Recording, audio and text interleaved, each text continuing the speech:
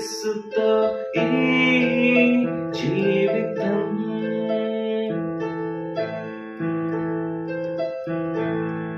ఆనందమే ఇది సత్యం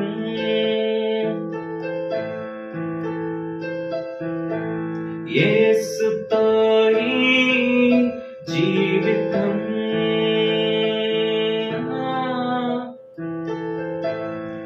ఆనందమే ఇది సత్యం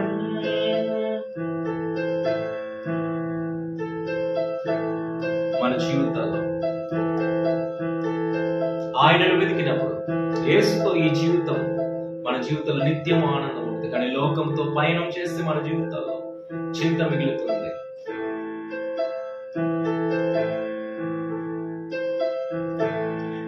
చీకటిలో ఏదైనా చింతలు ఎన్నో ఉన్నా చీకటిలో ఏదైనా చింతలు ఎన్నో ఉన్నా కన్నీరు తుడిచే యేసు నాతో ఉండగా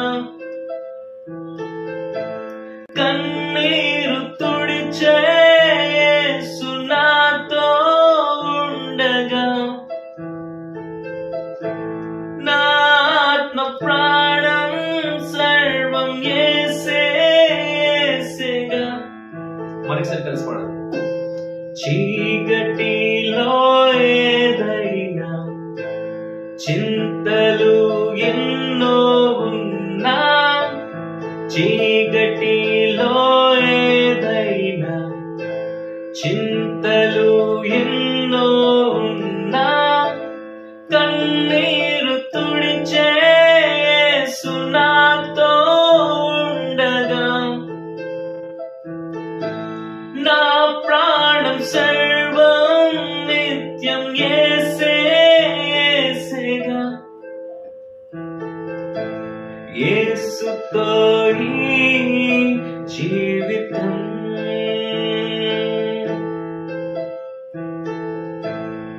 ఆనందమే ఇది సత్యం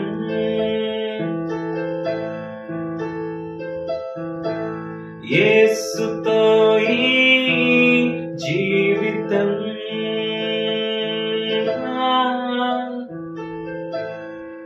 ఆనందమే ఇది సత్యం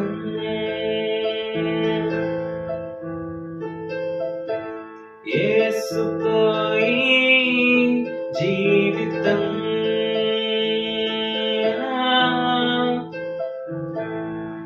ఆనందమే ఇది సత్యం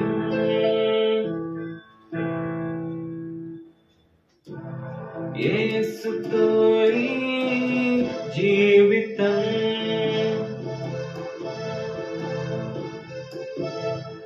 ఆనందమే ఇది సత్యం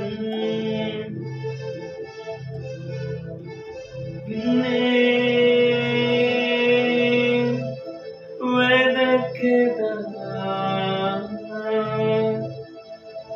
నీకై బ్రతికెదా యేసుతో ఈ జీవితం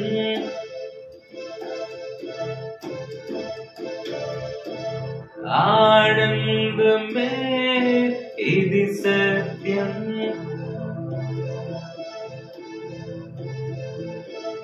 యేసుతో ఈ జీవితం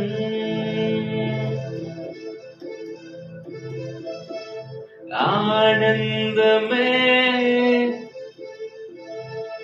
ఇది సత్యం యేసుతో ఈ జీవితం ఆనందమే ఇది సత్యం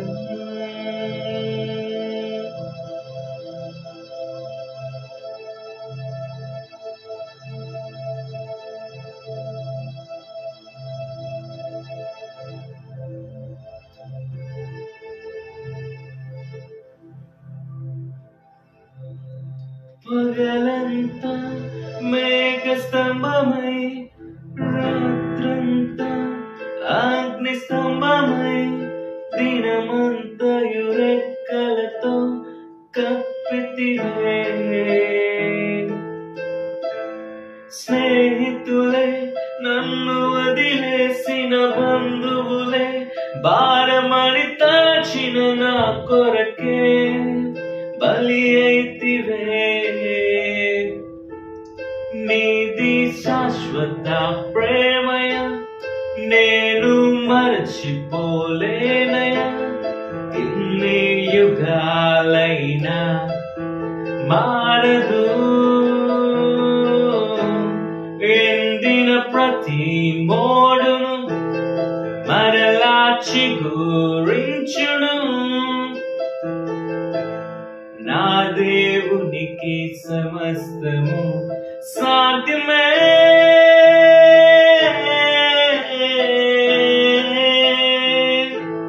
సాధ్యమే.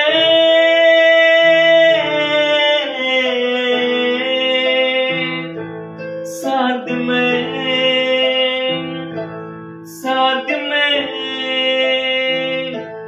సాధ్యమే.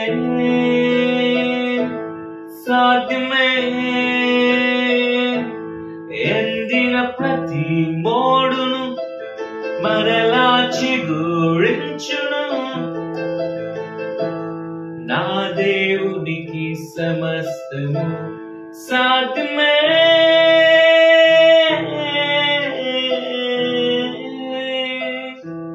సాధ్యమే.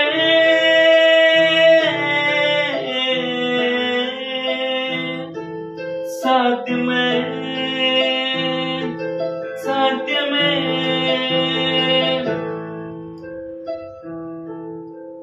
నా ప్రియునికి సమస్తము సాధ్యమే. సాధ్యమే.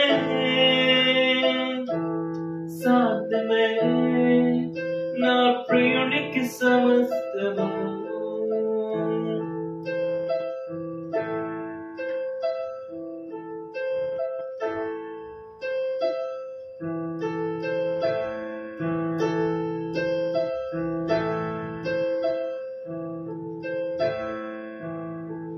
చివరిసారి అందరం కలిసి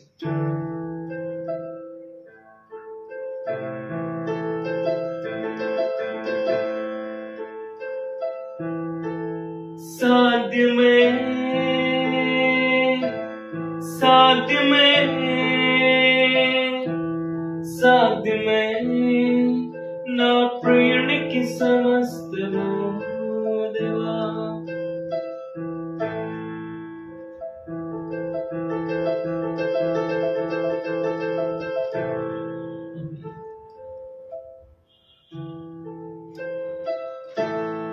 సాధ్యమే.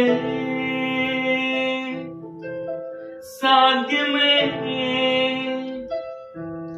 సాధ్యమే. నా ప్రియునికి సమస్తము.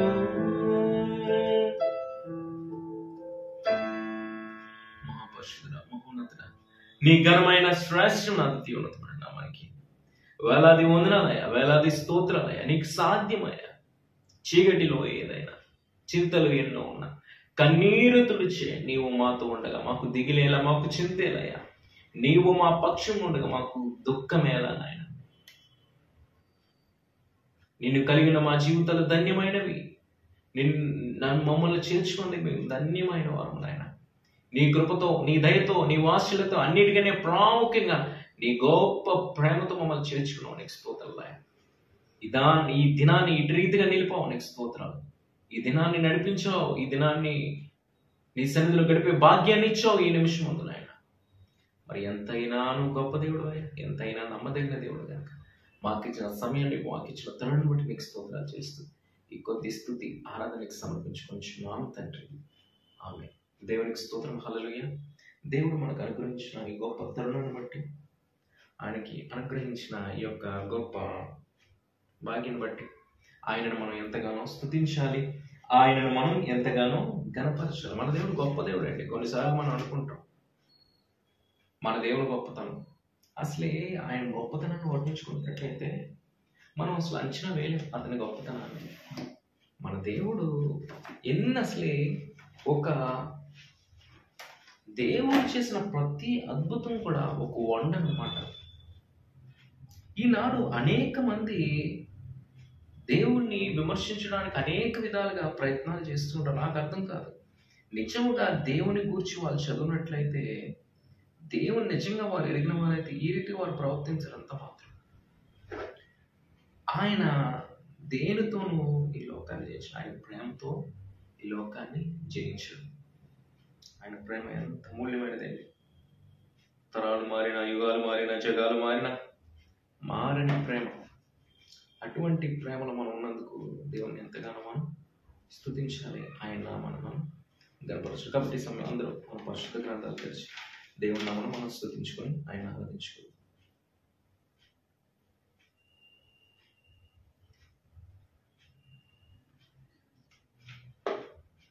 ప్రతి ఒక్కరు మన పరిశుద్ధ గ్రంథాలు తెరిచి దేవుడు ప్రతిరోజు కూడా మన జీవితంలో అనేక అద్భుత కార్యాలు మనకి ఆయన చేస్తున్నాడు. తరాలు మారిన మనుషులు మారిపోతారు. ఎందుకంటే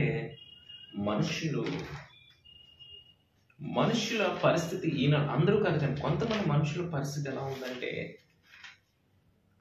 అన్నట్టు నిలబడినట్టు వాళ్ళ పరిస్థితి. సో అన్ని మనం ముందుకు వెళ్ళినట్లయితే ఉదయకాలం దేవుడు ఎంత వచ్చినట్టు మనతో మాట్లాడాడు. మనం 4 విషయాలు తెలుసుకోవాలని దేవుడు మాట్లాడాడు. సో మనం ఇంకా ముందుకు వెళ్ళినట్లయితే మనం చూసినట్లయితే దేవుడు ఎంతో గొప్ప దేవుడు. దేవుడు ఎంతో ఆశ్చర్యకాడు. కొన్నిసార్లు మనం ఈ పని చేస్తాం, ఆ పని చేస్తాం, అది చేస్తాం, ఇది చేస్తాం మనం అనుకుంటాం. కానీ దేవుని వాక్యం సెలవిస్తుంది కొన్ని పనులు మనం చేయకూడదని. దేవుని వాక్యం సెలవిస్తుంది ఏంటంటే కొన్ని పనులు మనం చేయకూడదని దేవుని వాక్యం సెలవిస్తుంది. సో కొన్నిసార్లు మనకు నచ్చిన పని ఎవరన్నా చేస్తే మనం ఒప్పుకోం. అఫ్కోర్స్ మనం చిన్నవాళ్ళం అయితే మన పిల్లలు చేసిన పనులు కొన్ని మనకు నచ్చు, వాళ్ళని మనం చేయొద్దని ఇన్స్ట్రక్షన్స్ పడతాం. పెద్దవాళ్ళని మనకు కూడా కొన్ని పనులు చేయకూడదని ఇన్స్ట్రక్షన్స్ ఉంటాయి. ఏదో నానా విధాలైన థింగ్స్ ఉంటాయి. మరి దేవుని వాక్యం సెలవిస్తుంది, ఇప్పుడు మనం లోకంలో ఉన్నవారం కదా ఒకప్పుడు. దేవుడు మనం రక్షించాడు, వెదకి రక్షించాడు. అంటే ఏ రీతిగా అంటే ఒక డాగ్ని మనం పెంచుకున్నాం అనుకోండి, దాన్ని చక్కగా ప్రతిరోజు శుభ్రం చేస్తాం, ప్రతిరోజు దాన్ని క్లీన్గా చేసి చక్కగా చేసి మనతో పాటు ఇంట్లో పెరుగుతుంది కాబట్టి దాన్ని శుభ్రం చేసుకుని వచ్చినాం ప్రతిదినం. లేదంటే అది కొంచెం ఇబ్బందికరంగా ఉంటుంది. అంతకంటే శ్రేష్టంగా లోపల మునిగిపోయిన మనలను, పాపపు బంధకాల్లో చిక్కబడిన మనలను, పాపపు కంపు కడుతున్న మనలను దేవుడు వెదకి రక్షించి ఆయన చేర్చుకున్నాడు.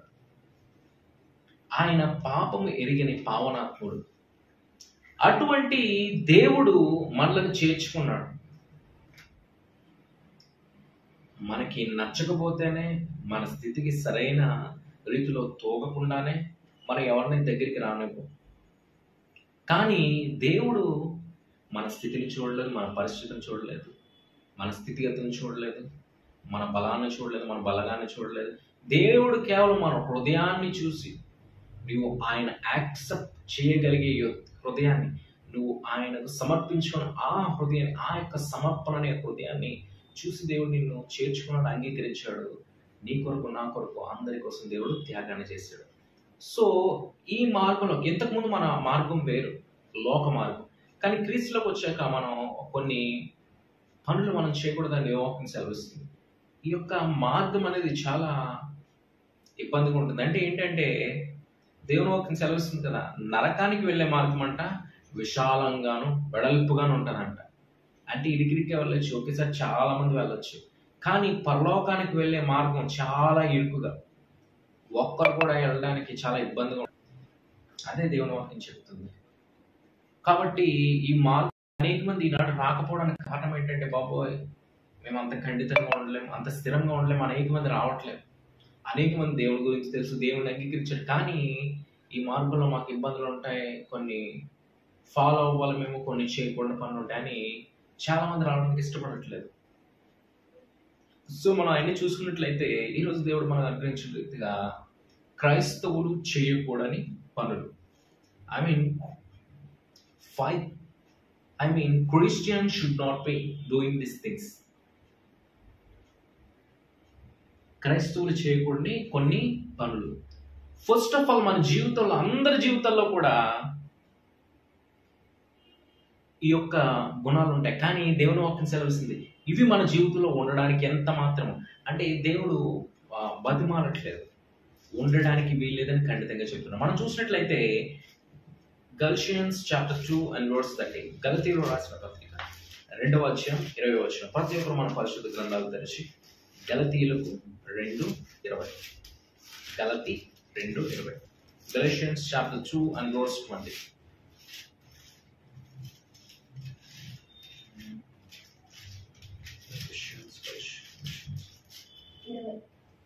2:20. నేను క్రీస్తుతో కూడా సిలువ వేయబడి ఉన్నాను. ఇకను జీవించువాడను నేను కాదు. చాలండి. క్రీస్తే నా యందు జీవించున్నాడు. ఆమేన్. అంటే ఇక్కడ చూసినట్లయితే ఒకప్పుడు మనం వేరు, కానీ ఇప్పుడు మన పరిస్థితి వేరు. నేను క్రీస్తు కూడా సిలువ వేయబడి ఉన్నాను, ఇక జీవించు వాడను నేను కాదు, క్రీస్తే నా యందు జీవించుచున్నాడు. అంటే ఎప్పుడైతే మనం క్రీస్తుని అంగీకరించామో, క్రీస్తుని సొంత రక్షకునిగా అంగీకరించి రక్షణ మార్గంలో నడుస్తున్నామంటే బ్రతుకుచున్నది మనము కాదు, బ్రతుకుచున్న జీవితం మనది కాదు, ఇది దేవునిది. దేవుని కోసం బ్రతకాలి, దేవుని కోసం నడగాలి, దేవుని కోసం జీవించాలి.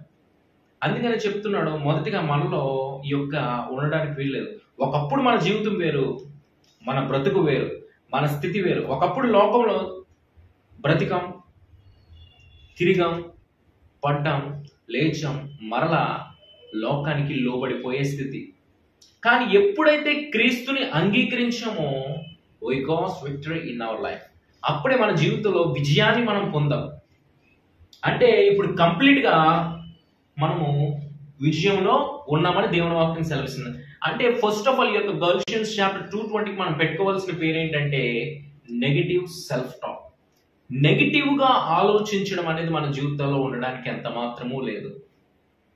ఇది జరుగుతుందా, ఇది జరగదా, ఇది అలా అవుతుందా, ఇది అలా అవుదా, ఈ దేవుడు ఆశీర్వదిస్తాడా, దేవుడు దీవిస్తాడా, దేవుడు నడిపిస్తాడా, దేవుడు చూస్తాడా, దేవుడు ఉన్నతమైన మార్గంలో నిలబెడతాడు అనే రీతిగా మన జీవితంలో నెగిటివ్ గా మనం ఆలోచించకూడదు. దేవుడు దీవిస్తాడంటే ఎస్ దేవుడు దీవిస్తాడు, ఐఎమ్ బ్లెస్డ్. దేవుడు నడిపిస్తాడంటే ఎస్ దేవుడు నడిపిస్తాడు, నన్ను నా మార్గం వేస్తూనే ఉంటుంది. దేవుడు నన్ను క్షేమంగా భద్రపరుస్తాడు, ఎస్ దేవుడు క్షేమంగా భద్రపరుస్తాడు. ఈ రీతిగా మనలో ఈ యొక్క నెగిటివ్ సెల్ఫ్ ఉండడానికి వీల్లేదు. ప్రతిదీ కూడా మనం నెగిటివ్ గా చూడడానికి ఎంత మాత్రము లేదు. క్రీస్తులో ఉన్న నీకు నెగిటివ్ ఆలోచనలు ఉండడానికి ఎంత మాత్రము లేదు. నీ జీవితం నెగిటివ్ గా ఉండకూడదు, నీ మాటలు నెగిటివ్ గా ఉండకూడదు, నీ బ్రతుకు నెగిటివ్ గా ఉండకూడదు, నువ్వు చేసే పనులు, నువ్వు చేసే చర్యలు, నువ్వు నడిచే మార్గం ఏవి కూడా నెగిటివ్ గా ఉండడానికి వీల్లేదు. నీవు క్రీస్తులోకి రాకముందు నీకు నెగిటివ్ థింకింగ్ ఉండొచ్చు, కానీ క్రీస్తులోకి వచ్చిన తర్వాత నీ జీవితంలో యొక్క నెగిటివ్ థింకింగ్ ఉండడానికి ఎంత మాత్రము వీళ్ళది. యొక్క నెగిటివ్ సెల్ఫ్ టాక్ నిన్ను నువ్వు ఎక్విప్ చేసుకోవాలి. ఒక సైనికుడు వలె యుద్ధానికి ఎప్పుడు సిద్ధపడే రీతిగా మనం ఉండాలి. మన సాతాను ప్రతిసారి మనం డిసప్పాయింట్ చేస్తూనే ఉంటారు. వాడికి ఉన్న డ్యూటీ 24 hours చూడండి, ఉద్యోగాల్లో చేస్తూ ఉంటారు. కొన్ని బయట వర్క్స్ చేసిన వాళ్ళు ఏం చేస్తారంటే 8 hours డ్యూటీ ఉన్న ఓటీలు చేస్తారంట. ఇంకెక్కువ చేస్తే ఆ యొక్క వాళ్ళకి ప్రమోషన్స్ అవసరం, వాళ్ళకి శాలరీ డబ్బులు వచ్చేలాగా వాళ్ళకున్న టైంని ఆ రీతిగా చేసుకుంటారు, ఓటీస్ అనమాట. ఈ సాతాను గడికి ఏం జీతం రాకపోయినా ఏం రాకపోయినా వాడు ఓటీలు కూడా చేస్తాడు. ఇంకా వాడుకున్న పని ఏంటంటే, వాడుకున్న ఏకైక ఉద్యోగం దేవుని చేతులతో సృజింపబడిన ప్రతి వ్యక్తిని మోసపరచాలి, వారిని కృంగదీయాలి, దేవునికి వారి పట్ల ఉన్న ప్రణాళిక నెరవేర్చకుండా చేయాలని వాడు ఆలోచించి నీ జీవితంలో ఆ నెగిటివ్ సెల్ఫ్ టాక్ అనేది వాడు సృష్టిస్తాడు. కాబట్టి నీ జీవితంలో మేలులు జరుగుతున్నా ఏం నీకు కనిపించవు, దీవెనలు జరుగుతున్నా ఏం కనిపించవు, మంచి జరుగుతున్నా ఏం కనిపించవు. నీకు కనిపించదంటే వాడు సాతానుడు నీ జీవితంలో పెట్టిన ఆయవి మాత్రమే నీకు కనిపిస్తాయి. మనం ఇంకా చూసినట్లయితే జెర్మియా చాప్టర్ 17:9 లో చూసినట్లయితే ఇర్మియా గ్రంథము 17వ అధ్యాయము 9వ వచనం. ప్రతి ఒక్కరు దేవుని వాక్యం చదవండి. ఇర్మియా గ్రంథము 17:9.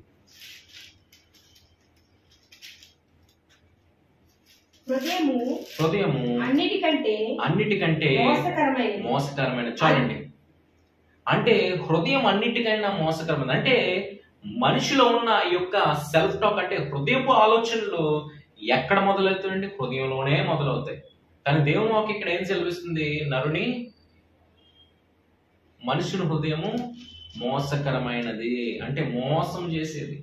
నీవు అంటే ఎలా ఉందంటే, అపవాది మనిషిని ఏ రీతిగా వాడుకుంటున్నాడంటే, నీ మీద నీకే అధికారం లేదు. ఎప్పుడైతే నువ్వు నీ జీవితాన్ని వాడి చేతిలో పెట్టావు, ఇంకా నీ గురించి నువ్వు ఆలోచించుకునే తీరిక సమయం కూడా నీకు ఉండదు. ఎందుకంటే వాడు మొత్తం ఆక్రమించేస్తాడు. వాడికి కొంచెం చోటు ఇచ్చావా, ఆ చోటుని మొత్తం వాడు ఫిల్ చేసేసి నిన్ను అటాక్ చేయడానికి, నిన్ను కృంగదీయడానికి, నిన్ను వేదనకు గురి చేయడానికి వాడు చూస్తూ ఉంటాడు. తద్వారా నీకేం మిగులుతుంది? దుఃఖం మిగులుతుంది. అవునా? ఇంకేం మిగులుతుంది? వేదన మిగులుతుంది. అంతేనా? అంటే నీ జీవితంలో విజయం ఇద్దామని దేవుడు వెళ్తే నీకు ఇది రాదు రాదు రాదు రాదు అనుకుంటా నువ్వు కోరుకున్నది నీ జీవితంలో జరుగుతుంది. విజయం వస్తుందని దేవుడు నీకు విజయాన్ని రాసి పెట్టి వస్తే, నాకు రాదు నేను ఆలోచించలేను అనుకుంటావు. ఆ విజయాన్ని నువ్వు కోల్పోతావు. ఒకటి ఏదన్నా దానికోసం, ఒక శ్రేష్టమైన ఫలితాన్ని కోసం నువ్వు ఎదురు చూస్తావు. అప్పుడు అపవాది నెగిటివ్ సెల్ఫ్ టాకింగ్ నీ జీవితంలో కలిగజేసి నీకు ఫలితం రాదు అంటాడు.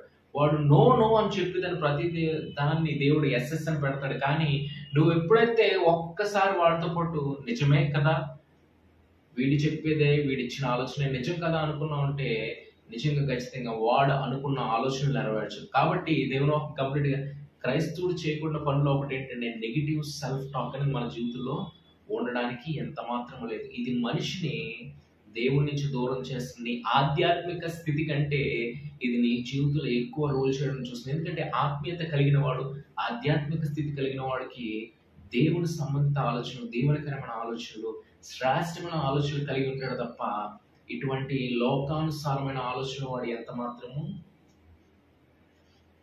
కలిగి ఉండడు. ఎందుకంటే వాడి దృష్టి దేవునిపై ఉంటుంది, వాడి ఆలోచన దేవునిపై ఉంటుంది, వాడు చేసే ప్రతి పని దేవునిపై ఉంటుంది. కాబట్టి మనం ఆ రీతిగా అపవాది వల్ల మనం ఆలోచించడానికి ఎంత మాత్రము లేనే లేదు. మనం ఇంకా ముందుకు వెళ్ళినట్లయితే ప్రాముఖ్యంగా మనం చూసినట్లయితే ఇక్కడ మత్తయి సువార్త 7వ అధ్యాయం 1-2 వచనాలు. Matthew chapter 7 and verse 1-2. మత్తయి సువార్త 7:1-2. అడుగుడి మీకు ఇవ్వబడును, వెతుకుడి ఉండండి. మత్తయి సువార్త 7వ అధ్యాయం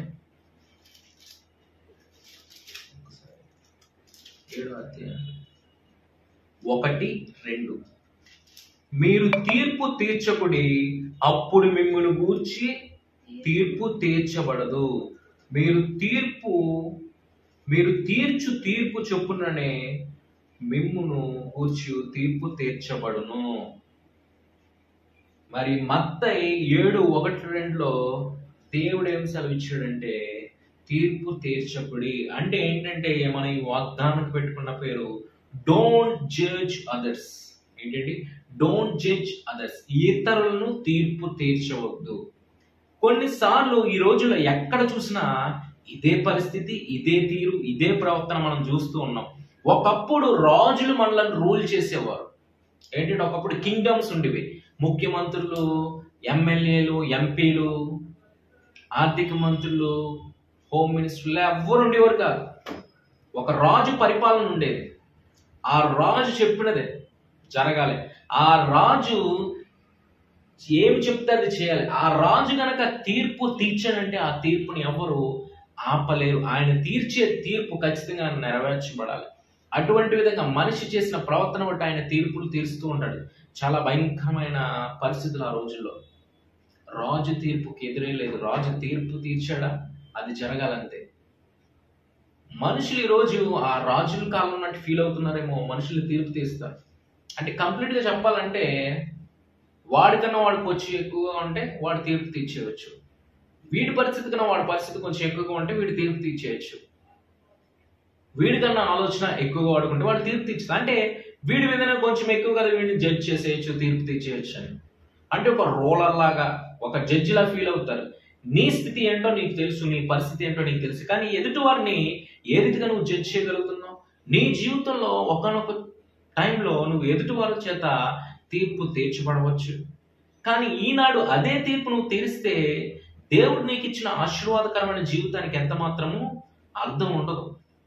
మన ఎదుటివాడు తీర్పు తీస్తే వారిని దేవుడికి అప్పగించాలి. అంతే తప్ప ఒకానొక సమయంలో మనుషులు తీర్పు తీర్చారు కదా, ఈ రోజు నేను ఇతరులను తీర్పు తీస్తానంటే ఖచ్చితంగా మనం దేవునికి లెక్క అప్పచెప్పవలసిన ఉన్నాము. మనం చూసినట్లయితే తప్పు చేసిన వారిని తీర్పులు తీరుస్తాం, మనం ఏదో తప్పులు చేయనట్టు. తప్పటడుగు వేసిన వారిని తీర్పు తీస్తాం, మన జీవితంలో మనం ఎప్పుడు తప్పటడుగులు వేయనట్టు. కొన్నిసార్లు మనం పెంచిన తల్లిదండ్రుల వైపునే మనం తీర్పు తీరుస్తూ ఉంటాం. వాళ్ళకి అన్నీ తెలిసి వారేదో మాట్లాడితే వాళ్ళ తీర్పు తీర్చే పరిస్థితి. ఈరోజు వయసుతో పని లేదండి, చిన్న బిడ్డలు కూడా పెద్దవాళ్ళు తీర్పు తీర్చేస్తున్నారు. నీవు అలా ఉండాలి, నీవు ఎలా ఉండాలని. మరి చిన్నతనంలో మనకి ఎలా ఉండాలి, ఎలా ఉండాలి, అలా నడవాలి, ఎలా చేయాలని ఎవరు నేర్పరండి? తల్లిదండ్రులే మనకు నేర్పరు. అటువంటి తల్లిదండ్రులు మనం తీర్పు తీర్చే రీతిగా ఉండకూడదు. మనకి సజెషన్స్ ఇస్తే మనం తీసుకోవాలి. తల్లిదండ్రులైనా పెద్దవాళ్ళైనా వాళ్ళకి తెలిసిన అనుభవ జ్ఞానం కలిగిన వాళ్ళు దగ్గర నుంచి తీర్పు తీర్చు. కానీ అదే పని కింద నేను తీర్పు కూర్చుంటాను, నేను ఒక చైర్ వేసుకొని తీర్పులు తీర్చే మంత్రి అని పేరు పెట్టుకుని మనం తిరిగితే అది ఎంత మాత్రము గుడ్ కాదని దేవుని వాక్యం సెలవిస్తుంది. ఈ రోజులు ఎలా ఉన్నాయంటే ఒక మనిషిని ఇంకొక మనిషి తీర్పు తీర్చే రోజులు. ఆ మనిషికి 2 చేతులు ఉంటాయి, ఈ మనిషికి 2 చేతులు ఉంటాయి. ఆ మనిషికి 2 కాళ్ళు ఉంటాయి, ఈ మనిషికి 2 కాళ్ళు ఉంటాయి. ఆ మనిషి మనిషిలాగే ఉంటాడు, ఇంకొక మనిషి కూడా మనిషిలాగే ఉంటాడు. కానీ కాకపోతే తన పరిస్థితి, తన స్థితిగతులు, తన స్థితి, తన పై వేషం సమస్తం తనకున్నదంతా వేరుగా ఉండొచ్చు, ఇంకొక వ్యక్తికి వేరుగా ఉండొచ్చు. కానీ దాన్ని బట్టి తీర్పు తీర్చేయవచ్చు అన్న ఆలోచన మన జీవితంలో ఉండకూడదు. ఎందుకంటే నువ్వు ఈనాడు ఒక మనిషిని నువ్వు తీర్పు తీర్చావంటే దేవుని వాక్యం క్లియర్గా చెప్తుంది, రేపటి దినమున ఆయన తీర్పులో మనం నిలబడాలి. ఆయన తీర్పులో నిలబడడం అంటే మామూలు విషయం కాదు. ఏదో బయట నేను తీర్పులో నుంచున్నట్టు ఈజీగా నుంచుంటానంటే కాదు. సర్వశక్తుడైన దేవుడు అక్కడ నీకు ఎలా కనిపిస్తాడో తెలుసా? ప్రేమమయుడైన దేవుడు అక్కడ నీకు ఎలా కనిపిస్తాడు? ఒక రోషం కలిగిన దేవుడు అనమాట. నువ్వు అక్కడ ప్రభువా నువ్వు ప్రేమమయుడు కదా అంటే ఎంత మాత్రం కుదరదు. ఎన్నడూ చూడని రీతిగా దేవుడిని ఆ రోజు నువ్వు చూస్తావు ఆ తీర్పులో నిలబడినప్పుడు. కాబట్టి మనం మనుషుల్ని ఎంతగానో మనం జడ్జ్ చేయకూడదు. వారి పరిస్థితి ఎలా ఉన్నాయి, వారి స్థితిగతులు ఎలా ఉన్నాయి, వారి జ్ఞానం ఎంత ఉంది, వారి చదువు ఎంత ఉంది. కానీ మనం తీర్పు తీర్చే పరిస్థితిలో మనం ఎంత మాత్రం వారి పరిస్థితిని బట్టి, వారి స్థాయిని బట్టి ఎంత మాత్రం మనం తీర్పు తీర్చకూడదు. ఎందుకంటే ప్రతి మానవుడు తప్పు చేసిన వాడే, ప్రతి మానవుడు తప్పటడుగులు వేసిన వాడే, ప్రతి మానవుడు తడబడడుగులు వేసిన వాడే. కానీ దేవుడు మాత్రమే సర్వశక్తులు, నీతిమంతుడు, యోగ్యుడైన దేవుడు. మరి అటువంటి దేవుని నమ్ముచున్న మనము, అటువంటి దేవునితో సేవించున్న మనము, అటువంటి దేవునితో మన జీవితం కొనసాగించున్న మనము తీర్పు తీర్చడం కరెక్టేనా అని దేవుని వాక్యం అడుగుతుంది. ఎంత మాత్రం కరెక్ట్ కాదు.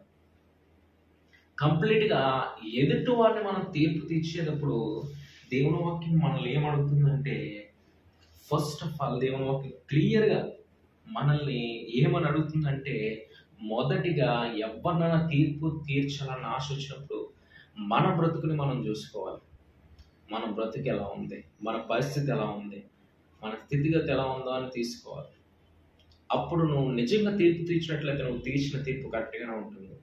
అలా కాకుండా నిన్ను చూసుకోకుండా, అంటే ఒక సామెత ఉంటుంది, ఒక ఏదో ప్రొవర్బ్ ఒకటి ఉంటుంది, ఒక సామెత.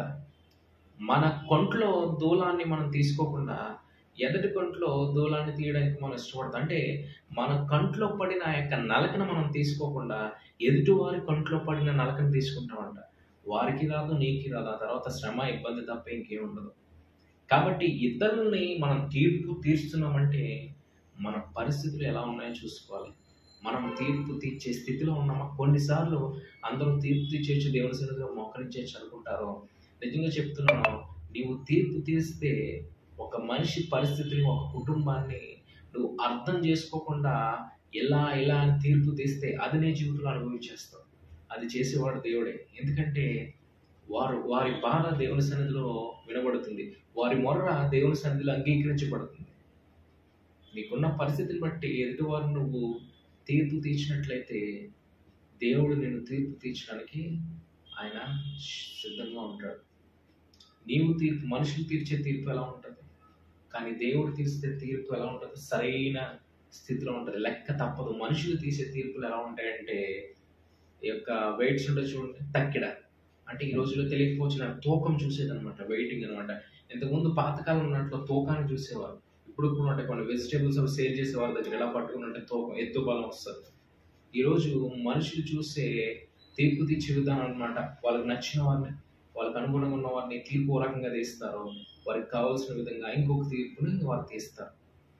కానీ దేవుడు తీసే తీర్పు సమానంగా ఉంటుంది. నీవు చేస్తేనే ఆ తీర్పు నీ జీవితంలో అంగీకరించబడు, నువ్వు చేయకపోతే ఎంత మాత్రము అంగీకరించే స్థితిలో ఉండవాడు దేవుడు వాక్యం సెలవిస్తుంది. ఆయన చేర్చుకునే దేవుడు, ఆయన హత్తుకునే దేవుడు, నిన్ను ప్రేమించే దేవుడు. కాబట్టి మన జీవితంలో మొదటిగా ఈ యొక్క నెగిటివ్ సెల్ఫ్ టాక్ అనేది మన జీవితంలో ఉండడానికి వీలేదు. రెండవదిగా మనం ఇతరులను జడ్జ్ చేసే విధంగా మనం ఉండకూడదు. ఈ రీతిగా ఉన్నట్లయితే ఖచ్చితంగా దేవుడు తీర్పు తీర్చేవాడిని ఇష్టపడరు.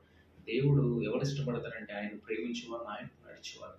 అలాగే తీర్పు తీర్చే సిచ్యువేషన్ ఉన్నట్లయితే ఖచ్చితంగా అనేకమైన శ్రమలు మన జీవితంలో కలిగిస్తాం. కాబట్టి విన్న వాక్యాన్ని మరచేవారం కాకుండా మన జీవితంలో మనం నెంబర్ వేసుకుంటూ దేవుని కొరకు జీవితం.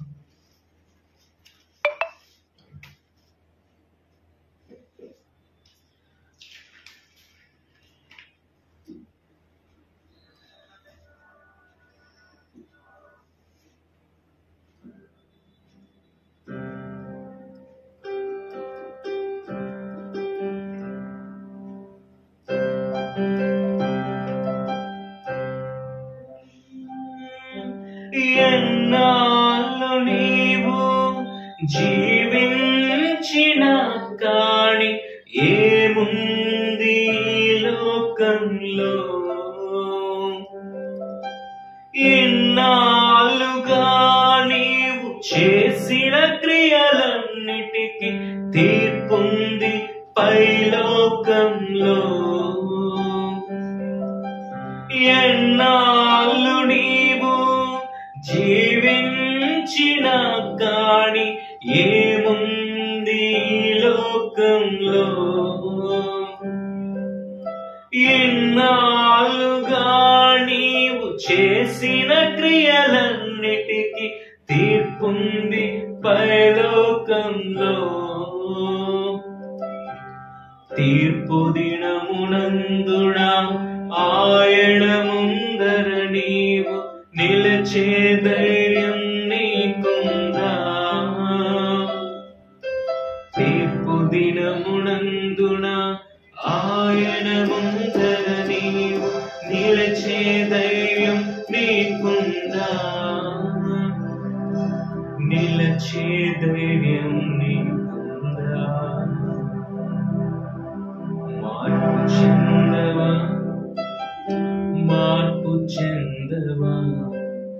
నీ బ్రతుకును మార్చుకోవా? అనుకూల సమయము ఇదేనని ఎరిగి మారు మనసును పొందవా? మారు మనసును పొందవా? మారు మనసును పొందవా? మారు మనసును పొందవా?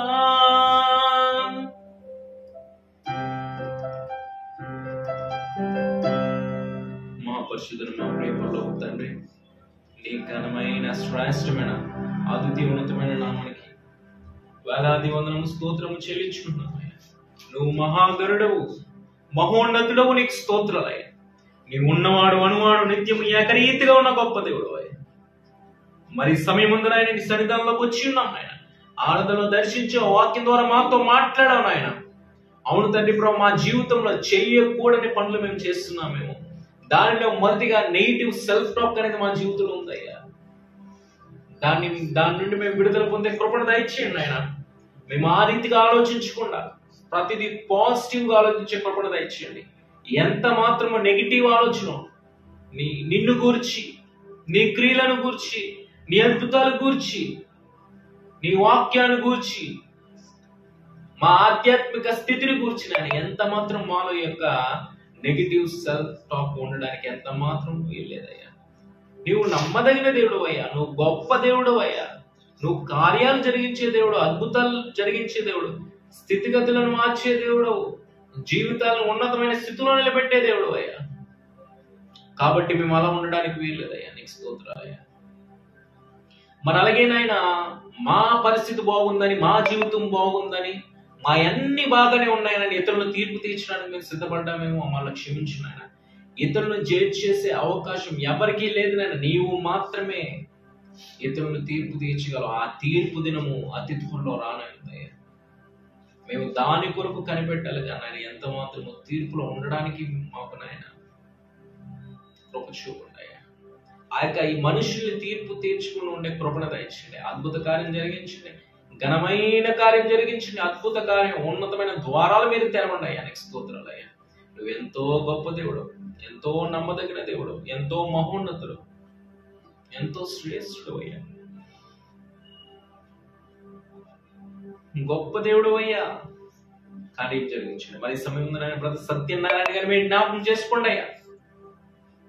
ప్రార్థన చేస్తున్నాం, కార్యం నీవే జరిగించాలి. నీవు తప్ప వేరొక ఆశ్రయం, నీవు తప్ప వేరొక దిక్కు ఆ బిడ్డకి లేదయ్యా. తనము నాయన నిన్ను ఎరుగునప్పటికీ, నిన్ను అంగీకరించినప్పటికీ, తన జీవితంలో నిన్ను ఆహ్వానించినప్పటికీ నాయన, తన జీవితంలో నాయన మరి ఈ కార్యం జరిగితే నిన్ను ఆహ్వానించడానికి సిద్ధంగా ఉన్నాడు. తనకు రావాల్సిన ధనం పొందుకుంటే నేను నమ్మడానికి సిద్ధంగా ఉన్నాడు. మీరు కార్యం జరిగించిన నువ్వు శక్తిమంతుడు కదా, మహోన్నతుడు కదా, బలవంతుడు కదా. మా పైన నీ కనికరాని కృపని చూపు నాయన. ఆ బిడ్డ పక్షాన అద్భుత కార్యం జరిగించు నాయన. అది తీసుకున్న వ్యక్తి నిన్ను ఎరిగినప్పటికీ నాయన నిరాకరిస్తున్నాడయ్యా, నీ నామను అవమానపరుస్తున్నాడయ్యా. మరి మీరు నాయన నమ్మదగిన దేవుడని, నిజమైన దేవుడని, శక్తిమంతుడి దేవుడని నాయన ఆ బిడ్డ గ్రహించే రీతిగా నాయన ఆ బిడ్డ జీవితంలో అద్భుత కార్యం జరిగించి ఏ రీతిగా ఇస్తారో, తనకు ఆ ధనాన్ని ఇచ్చి దేవుడు చేసిన కార్యం అని చెప్పి మరలా ఆ బిడ్డ కలిసినప్పుడు నాయన దేవుడు కార్యం చేసాడు, దేవుడి సన్నిధికి వచ్చి నేను సాక్ష్యం చెప్తానని గొప్ప కృపణ ఆ బిడ్డకు అనుగ్రహించండి అయ్యా. నీకు స్తోత్రాలు. ఈ సమయం నాయన శ్రీనివాస గారిని మీరు జ్ఞాపకం చేసుకున్న ఆ బిడ్డ జీవితంలో అద్భుత కార్యం జరిగించండి అయ్యా. స్వస్థపరచండి. తన ఉద్యోగంలో ఉన్న చిక్కులు తొలగించి మరలా తన ఉద్యోగాన్ని దీవెనకరంగా శ్రేష్టంగా చేసుకునే కృపణ దయచేయండి ఆయన. బ్రదర్ లూతి స్వామి గారిని మీరు జ్ఞాపకం చేసుకుంటూ తన జీవితంలో అద్భుత కార్యం మీరు జరిగించండి అయ్యా. ఉన్నతమైన కార్యం జరిగించండి. తన కుమార్తె విషయంలో ఉన్నతమైన ప్రణాళిక నెరవేర్చండి. శ్రేష్టమైన జాబులు దయచేయండి. శ్రేష్టమైన స్వస్థత, పరిపూర్ణ స్వస్థత దయచేయండి. తన కుమార్తె కావాల్సిన ఉద్యోగాన్ని మీరు దయచేయండి అయ్యా. బ్రదర్ స్టీఫెన్ మీరు జ్ఞాపకం చేసుకోండి. తనకి శ్రేష్టమైన ఉద్యోగాన్ని దయచేయండి. ఉన్నతమైన ఉద్యోగాన్ని మీరు దయచేయండి అయ్యా. నిన్ను నమ్మిన వాడిని, నిన్ను ప్రేమించి ఉన్నతమైన స్థితిలో నిలబెట్టే దేవుడు ఆయన. మరి సిస్టర్ చేర్లేని మీరు జ్ఞాపకం చేసుకున్నాయా. ఆ బిడ్డ జీవితంలో గర్భఫలాన్ని మీరు తెరవండి అయ్యా. గర్భఫలాన్ని అనుగ్రహించే దేవుడు నాయన. అది నీవిచ్చే శ్వాసం, నీవిచ్చే బహుమానం అయ్యా. అది నీవిస్తేనే, నీ కనికరం ఉంటేనే, నీ ఆశీర్వాదం ఉంటేనే, నీ దీవెన ఉంటేనే తమ జీవితాలు అద్భుత కార్యం జరుగుతుంది. కాబట్టి అద్భుత కార్యం జరిగించి తనకి ఒక శ్రేష్టమైన కృపణ చూపిన ఆయన శ్రేష్టమైన గర్భఫలాన్ని దయచండి. సారాన్ని ఏ రీతిగా జ్ఞాపకం చేసుకున్నావయ్యా. రాహేల్ని ఏ రీతిగా జ్ఞాపకం చేసుకున్నావయ్యా. హన్నాని ఏ రీతిగా జ్ఞాపకం చేసుకున్నావు. అతి బిడ్డని జ్ఞాపకం చేసుకున్న అద్భుత కార్యం మీరు జరిగించండి. మంచి సాక్ష్యం మేము వినాలయ్యా. నీకు స్తోత్రం. సిస్టర్ కీర్తి ప్రియాన్ని మీరు జ్ఞాపకం చేసుకున్న బిడ్డ జీవితంలో అద్భుత కార్యం జరిగించండి. రాసిన ఎగ్జామ్స్ లో గొప్ప ఫలితాన్ని పొందుకునే కృపణ దయచేయండి అయ్యా. శ్రేష్టమైన భవిష్యత్తుని దయచేయండి. దేవునికరమైన భవిష్యత్తు, తన విషయంలో కూడా అద్భుత కార్యం జరిగించి నీ చిత్తానుసారం ఉన్న బిడ్డని నడిపించి ఘనంగా జరిపించిన ప్రాముఖ్యంగా ఆ బిడ్డ జీవితాన్ని చేతికి అప్పగిస్తున్నాం ఆయన. స్తోత్రం నాయన. అలాగే నాయన బ్రదర్ అప్పల రాజు గారిని మీరు జ్ఞాపకం చేసుకోండి. డేవిడ్ గారి విషయంలో అద్భుత కార్యం జరిగించండి. దీవించండి, ఆశీర్వదించండి. తాను చేసిన పని పట్ల నీ కృపను చూపండి. క్షేమకరమైన ప్రయాణం మీరు దయచేయండి. తమకిచ్చిన ఇద్దరు బిడ్డల్ని వారి కుటుంబాన్ని మీరు జ్ఞాపకం చేసుకున్నాను. బలపరచుని, దీవించండి, ఆశీర్వదించండి. తన బిడ్డల రాష్మాని గ్రీష్మాని మీరు జ్ఞాపకం చేసుకుని చదువులో ఉన్నతమైన స్థితిని మీరు దయచేయండి, ఉన్నతమైన జ్ఞానాన్ని దయచేయండి, చదువులు ఆశీర్వాదకరంగా చదివే గొప్ప కృపను దయచేయండి. ఎగ్జామ్స్ లో మీ ధైర్యాన్ని దయచేయండి, నీ జ్ఞానాన్ని దయచేసి చక్కగా ప్రిపరేషన్ కంటే శ్రేష్టమైన మార్క్స్ వచ్చే గొప్ప కృపను మీరు దయచేయండి. మరి అలాగే నాయన వాళ్ళ యొక్క తమ్ముడు తండ్రి కిరణ్ని, సిస్టర్ శాంతిని మీరు జ్ఞాపకం చేసుకున్న వాళ్ళ రక్త సంబంధాలైనప్పటికీ వారు కూడా నీ విలువైన రక్షణ పొందాలనే తపన కాబట్టి నాయన గొప్ప అద్భుత కార్యం జరిగించిన ఆయన వారు కూడా రక్షణ పొందడానికి కృప చూపండి. ఏదో రీతిగా నీ మాట వినపడాలి, నీ రక్షణ వినపడాలి. నీకు స్తోత్రమే. మరి అలాగే నేను పాల్ ప్రశాంత్ గారిని మీరు జ్ఞాపకం చేసుకుని తన తల్లి గారు పంపించిన ప్రేయర్ రిక్వెస్ట్ ద్వారా నీకు సరిదల విజ్ఞాపన చేసినామే. వివాహం అన్ని విషయంలో కనబడదని రీతిగా నూతన సంబంధం మీరు నడిపించలే. అది నీ చిత్తమైతే మీరు గొప్ప కార్యాలు జరిగించి అద్భుత కార్యాలు జరిగి నీ చిత్తానుసరులప్పటికీ ఆ యొక్క వివాహం గొప్ప కృపణ మీరు దయచేయండి. నీకు స్తోత్రం. దెబోరా ఆంటీని మీరు జ్ఞాపకం చేసుకుని దీవించండి, ఆస్వాదించండి, కుటుంబాన్ని బలపరిచిన అద్భుత కార్యాలు జరిగించిన తనకిచ్చిన కుమార్తె నాయన ప్రేమగా సిస్టర్ మీరు జ్ఞాపకం చేసుకున్నా కూడా దీవించిన ఆస్వాదించడం మన స్థితిలో మీరు నిలబెట్టిన ఆయన వివాహం విషయంలో ఘనదని రీతిగా తగిన రీతిగా సమస్తం సమకూర్చోడే వివాహం ఘనంగా నీ నామ మహిమాతో జరిగే గొప్ప కృపణ మీరు దయచేయండి. ఆయనకి స్తోత్రాలయ. అలాగేనైనా తబితాంటిని మీరు జ్ఞాపకం చేసుకుని దీవించిన ఆస్వాదించిన తన జీవితంలో ఉన్న ప్రతి ఒక్క శ్రమని తొలగించిన వారి జీవితాలు ఆటంకాలు తొలగించిన ప్రతి రుణబాధలను చూడతలు దయచేసి తన కుమారుని దీవించి ఆస్వాదించి భవిష్యత్తు ఆశీర్వాదకరమైన కృపణ దయచేయండి. వాళ్ళ కుటుంబం కట్టబడాలి, గలిబిలి చేసిన ప్రతి ఒక్కరిని దూరపరిచిన నీ ప్రేమతో కుటుంబం కట్టబడే గొప్ప కృపని మీరు దయచేసి అద్భుత కార్యం మీరు ఉన్నతమైన కార్యం మీరు జరిగించండి అయ్యా. ప్రతి దత్తు కుటుంబాన్ని మీరు జ్ఞాపకం చేసుకుని అద్భుత కార్యం జరిగించండి. దీవించు తను చేసిన యొక్క జాబ్ని దీవించండి, ఆస్వాదించండి. దీవెనకరంగా ఆశీర్వాదకరంగా ఉంటే నాన్నటికి హెచ్చింపు అభివృద్ధి పొంది తన జీవితంలో ఉండే గొప్ప కృపను దయచేయాలి. నీవు ఎంతైనా నమ్మదగిన దేవుడు బ్రదర్. అలాగే నాయన ఇసిని జ్ఞాపకం చేసుకుని సాత్విక జ్ఞాపకం చేసుకుని సెక్యూరిటీ ఇన్ఫెక్షన్ విడుదల దయచేయండి, స్వస్థత దయచేయండి. సాత్విక థైరాయిడ్ నుండి స్వస్థత దయచేయండి. సంపూర్ణ ఆరోగ్యంతో సంపూర్ణ బలంతో నింపి నీ కొరకు నిలబెట్టుకుని వాడుకోండి అయ్యా. నీకు స్తోత్రం. శ్రేష్టమైన ఆరోగ్యంతో నింపండి, ప్రతి కీడుని తప్పించండి. నీకు స్తోత్రం.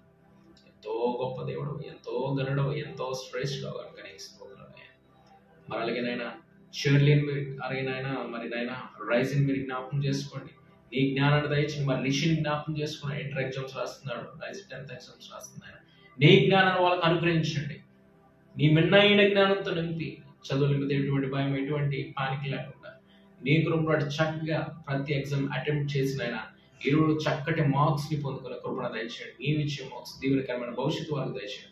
అద్భుత కార్యం మీద జరిగించండి అయ్యా. నేను ప్రేమించు వారు నీతో నడిచేవాడు, నీ పైన ఆనుకుని విడిచిపెట్టే దేవుడు కనుక నీ నామను మహిమపరుస్తూ మరి సమయం మాకు ఇచ్చిన తరుణం బట్టి మాకు ఇచ్చిన అవకాశం బట్టి నీకు స్తోత్రాలు చెల్లిస్తున్నాయి. ఈ ప్రార్థన యేసు క్రీస్తు అతి శ్రేష్టమైన నామంలో ప్రతిమాలు వేడుకుంటున్నాం తండ్రి, ఆమేన్. మన ప్రభు అయిన యేసుక్రీస్తు కృపయు దేవుని ప్రేమయు పరిశుద్ధాత్మ సహవాసం సదాకాలము తోడయండి, దీవించి నడిపించి బలపరచును గాక. ఆమేన్. God bless you. దేవుడు మిమ్మల్ని దీవించును గాక.